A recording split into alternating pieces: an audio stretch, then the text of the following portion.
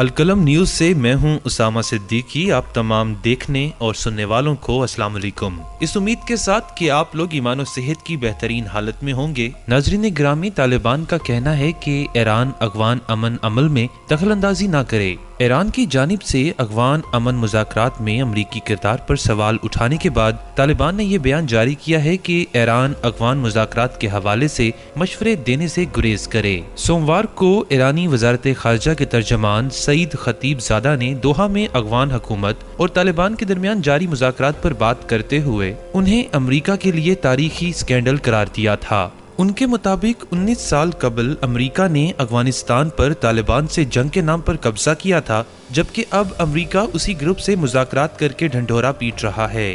Video میں آگے بڑھتے ہیں، لیکن حسب روایت آپ سے گزارش ہے کہ ہمارے چینل القلم نیوز کو سبسکرائب کیجیے گا اور اس ویڈیو کو ضرور لائک کیجیے گا۔ ناظرین محترم، دوحہ میں جاری بین الاقوام مذاکرات فروری میں امریکہ اور طالبان کے درمیان امن معاہدے کے بعد شروع ہوئے تھے۔ طالبان کی جانب سے اپنی پشتو زبان کی ویب سائٹ پر جاری کیے گئے اس بیان میں کہا گیا کہ ایرانی حکومت کے ترجمان نے ایران کی جانب سے مذاکرات کے حوالے سے جو مشورہ دیا اس کی کوئی ضرورت نہیں ہے۔ سعید خطیب زادہ نے مذاکرات میں امریکی کردار پر تنقید کرتے ہوئے یہ بھی کہا تھا کہ مذاکرات افغان آئین کے تحت ہونے چاہیے، جبکہ خواتین، نسلی اور مذہبی اقلیتوں کے حقوق کے حوالے سے حاصل کی جانے والی کامیابیوں کو بھی یاد رکھنا ہوگا۔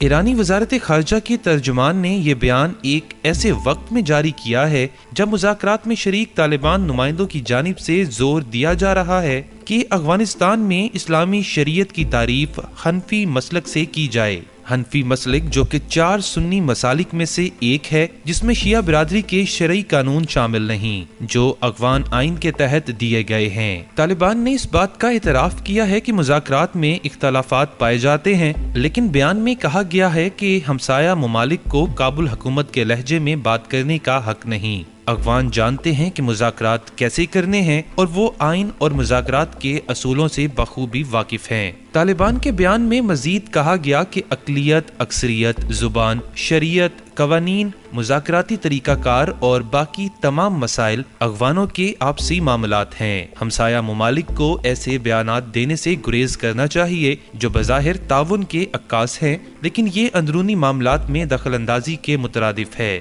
ناظرین، گزشتہ 2 دہائیوں میں طالبان اور ایران کے درمیان رابطہ قائم رہا ہے اور طالبان وفد نے کئی بار تہران کا دورہ بھی کیا۔ جون میں ایران کے افغانستان کے لیے نمائندہ خصوصی محمد ابراہیم نے طالبان کے مذاکراتی وفد کے سربراہ ملا عبدالغنی برادر سے ملاقات بھی کی تھی۔ افغانستان کی وزارت خارجہ کے ترجمان نے عرب نیوز سے بات کرتے ہوئے کہا، افغان حکومت افغان عمل کے حوالے سے اسلامی جمہوریہ ایران کے اصولی موقف کو سراہتی ہے، لیکن افغان حکومت کے سابقہ مشیر طارق فرہادی کے مطابق ایران افغان عمل متاثر کرنا چاہتا ہے۔ فرہادی نے عرب نیوز سے بات کرتے ہوئے کہا، مذاکرات کے دوران دونوں اطراف آئین پر بھی بات کریں گے۔ در حقیقت افغان نیشنل ریکنسیلیشن کونسل کے چیئرمین عبداللہ بھی اس امکان کا اعتراف کر چکے ہیں۔ ان کا مزید کہنا تھا کہ یہ مذاکرات تمام افغان بشمول طالبان کے لیے ایک موقع ہے کہ وہ پرامن طور پر آگے بڑھ سکیں۔ ایران کی جانب سے ایسے بیانات افغان امن عمل میں غیر ضروری مداخلت ہیں، اس لیے ایران کو ایسے بیانات دینے سے گریز کرنا چاہیے۔ ناظرین، دوسری ہی طرف اگر ایران کی بات کریں تو تجزیہ کاروں کا کہنا ہے کہ معاشی بدحالی اور کرونا وائرس کی وبا کے اثرات کا سامنا کرتے ہوئے مشرق وسطی میں ایران کی جانب سے حکومت مخالف کارکنوں کے خلاف سخت کریک ڈاؤن کا مقصد مستقبل میں ایسے مظاہروں کو روکنا ہے۔ گرفتاریاں، تشدد اور پھانسیاں، ایران میں عدم استحکام کا موسم عروج پر ہے۔ تجزیہ کاروں کی نظر میں ایرانی حکومت کا انسانی حقوق کو نظر انداز کرنا اس کی طاقت کے بجائے اس کی کمزوری کی علامت ہو سکتا ہے۔ ستمبر کے مہینہ میں دنیا نے حیرت سے دیکھا جب ایرانی ریسلنگ چیمپئن نوید افکاری کو پھانسی دی گئی۔ وہ آخری دم تک شفاف ٹرائل کے لیے کوشش کرتے رہے، تاہم ان کو اور ان کے 2 بھائیوں کو بغیر وکلا کے حراست میں رکھا گیا۔ ایمنسٹی انٹرنیشنل کے ایران پر تحقیق کرنے والے منصور سے ملز کا کہنا ہے کہ افکاری کے ساتھ بدسلوکی اور ان کی اچانک پھانسی کا مقصد عام ایرانیوں کو ایک صاف پیغام دینا تھا۔ عرب نیوز سے بات کرتے ہوئے انہوں نے کہا، ایرانی حکام اپنی طاقت کا مظاہرہ کر رہے ہیں۔ یہ ایک ایسے وقت میں کیا جا رہا ہے جب ایرانی سزائے موت کے خلاف سوچ رہے ہیں اور دنیا حیرت سے ایران کو مظاہرین، اقلیتوں اور حکومت مخالف افراد کے خلاف طاقت استعمال کرتے دیکھ رہی ہے۔ نوید افکاری کی سزائے موت کو سیاسی کنٹرول اور عوام میں خوف پیدا کرنے کے طور پر دیکھا جا رہا ہے۔ امریکی نیوز ویب سائٹ داہل پر چھپنے والے ایک حالیہ کالم میں ایرانی جمہوریت پسند کارکن شیریں عبادی، عباس ملافی اور حامد مقادم نے لکھا، 2019 کے مظاہروں میں 7,000 سے زائد افراد گرفتار کیے گئے جبکہ 30 مزید کو سزائے موت سنائی گئی۔ ستمبر میں ایمنسٹی انٹرنیشنل کی جانب سے جاری کردہ ایک رپورٹ میں حراست میں رکھے گئے مظاہرین کو ایرانی جیلوں میں کیا کیا سہنا پڑتا ہے کے بارے میں مثالیں دی گئیں۔ رپورٹ کے مطابق جو قیدی سزائے موت سے بچ گئے ان کو متعدد بار تشدد کا نشانہ بنایا جاتا ہے، جن میں مار پیٹ، کوڑوں سے مارنا، بجلی کے جھٹکے دینا، دباؤ ڈالنا اور جنسی تشدد شامل ہیں۔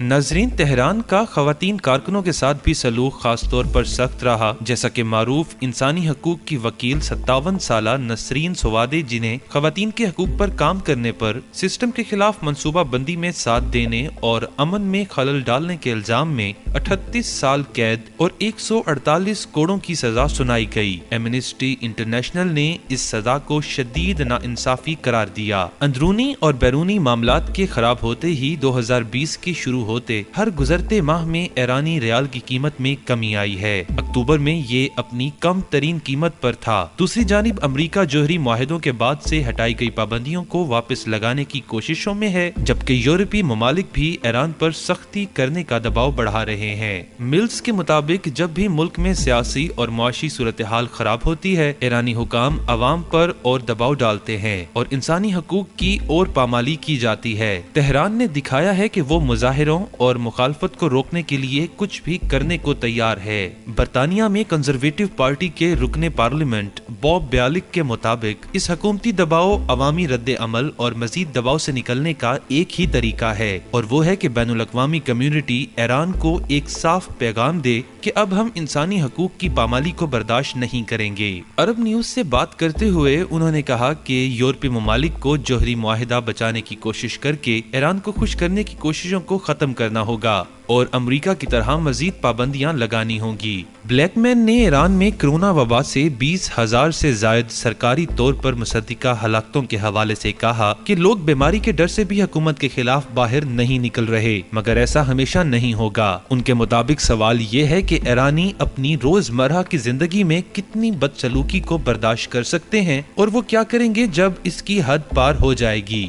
ان کا کہنا تھا کہ ہم جانتے ہیں کہ ایران کے انقلاب سے پہلے شاہ کو سول نافرمانی کی لمبی مہم کے بعد باہر نکالا گیا، اس میں کافی زیادہ عرصہ لگا۔ ناظرین، ایران میں جاری حکومت مخالف مظاہروں سے ایرانیوں کے اصل جذبات سامنے آئے ہیں۔ یہ نومبر سے شروع ہو کر دسمبر تک جانے والے مظاہروں کا ہی حصہ ہیں، جو مخالف کے سامنے بار بار روپ بدل کر اٹھ رہے ہیں۔ بیلک مین نے یہ بھی کہا کہ یہ سائیکل چلتی جائے گی جب تک بین الاقوامی کمیونٹی اپنی اسٹریٹجی کو نہیں بدلتی اور اس اصلیت کو تسلیم نہیں کر لیتی کہ ایران پر بھروسہ نہیں کیا جا سکتا۔ آج کی ویڈیو میں بس اتنا ہی۔ امید کرتے ہیں آپ کو ہماری آج کی یہ ویڈیو پسند آئے گی۔ ویڈیو پسند آنے کی صورت میں اسے لائک کیجیے گا اور اپنے دوستوں کے ساتھ واٹس ایپ اور فیس بک پر ضرور شیئر کیجیے گا۔